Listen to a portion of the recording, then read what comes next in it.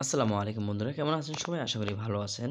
বন্ধুরা, আমরা যারা ইমো ব্যবহার করি, দেখা গেছে ইমোতে আমাদের কল আসে বা এসএমএস আসে। তো সেক্ষেত্রে আমরা কিন্তু নোটিফিকেশন দেখতে পাই না। কিন্তু ইমোর ভিতরে যদি আমরা প্রবেশ করি সেক্ষেত্রে দেখতে পাই যে আমাদের এ ইমো কেউ আমাদেরকে কল দিয়েছে ২ দিন আগে, ১ দিন আগে কল দিয়েছে কিন্তু আমরা টের পাই না। ঠিক আছে? মেসেজ দিয়েছে, আমরা টের পাই না।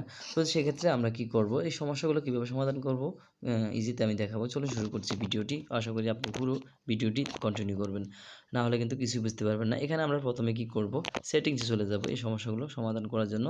চ্যানেলে নতুন এসে থাকলে চ্যানেলটি সাবস্ক্রাইব করে দিবেন। এখানে দেখতে পাচ্ছেন আমি চলে এলাম আপনার এই সেটিংসে চলে এলাম। তারপরে এখানে দেখতে পাচ্ছেন অ্যাপস। আপনার অ্যাপস এর নোটিফিকেশন আমার এখানে আছে। আপনার শুধু অ্যাপস থাকতে পারে, অ্যাপস ম্যানেজার থাকতে পারে, অ্যাপস ম্যানেজার থাকতে পারে।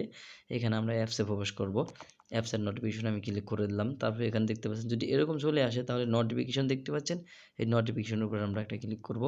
এখানে ক্লিক করার পর আমরা একটু নিচে চলে যাব। নিচে যাওয়ার পর এখানে দেখতে পাচ্ছেন নোটিফিকেশন অন লক, ঠিক আছে?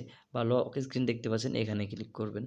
এখানে ক্লিক করার পর দেখতে পাচ্ছেন এখানে ৩ টি অপশন দেখাচ্ছে, show alerting and silent notification, তারপরে শো অ্যালার্টিং নোটিফিকেশন অনলি, এখানে ডোন্ট শো নোটিফিকেশন।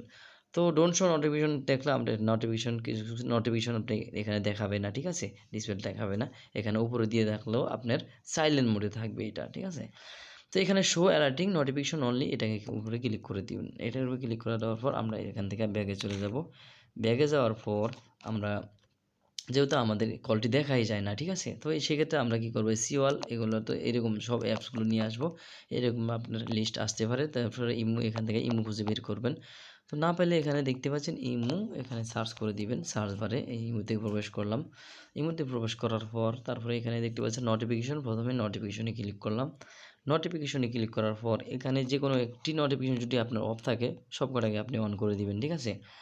সবকটাকে অন করে দিবেন। তো এখানে আপনার নিচে দেখতে পাচ্ছেন অনেকগুলো নোটিফিকেশন রয়েছে, সবগুলো কিন্তু অন করে দিবেন। সবকটা অন করে দিবেন। আপনি সবকটা কিন্তু গুরুত্বপূর্ণ নোটিফিকেশন, ঠিক আছে? তো এখান থেকে আমরা বেরিয়ে যাব।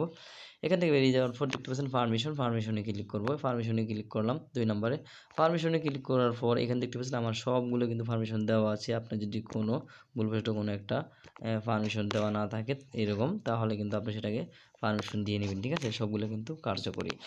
তো এখান থেকে চলে যাব আমরা ব্যাগে। চলে যাওয়ার পর এখান থেকে চলে যাচ্ছেন ফর স্টপ, আর না হলে এখানে দেখতে পাচ্ছেন স্টোরেজ অ্যান্ড কেস, ঠিক আছে? এখানে ক্লিক করবেন।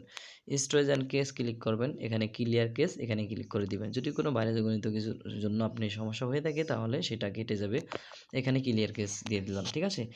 তারপর আমরা কি করব, এখান থেকে আমরা বেরিয়ে যাব, ঠিক আছে? বেরিয়ে যাওয়ার পর এখানে আমরা বেরিয়ে যাওয়ার পর আমরা দেখব আসলে সেই সমস্যাটা সমাধান হয়েছে কিনা। অন্য একটি ফোন দিয়ে দেখব বা তাকে বলবো আমাকে এবার কল দিয়ে দেখো কী অবস্থা, ঠিক আছে? না হলে কিন্তু আমরা কি করব, সেক্ষেত্রে এটাকে এই ইমোটাকে আনইনস্টল করে দিতে হবে। আনইনস্টল করে প্লে স্টোর থেকে আমরা ডাউনলোড করে নিতে হবে, ঠিক আছে? ইমোটাকে নতুন করে ডাউনলোড করে নিতে হবে।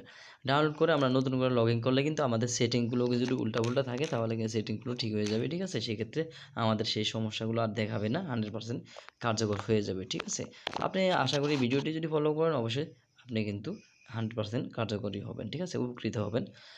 তো এই ছিল আজকের ভিডিও। যদি ভিডিওটি ভালো লেগে থাকে চ্যানেলটি সাবস্ক্রাইব করে পাশে বেল বাটনটা অন করে দিবেন।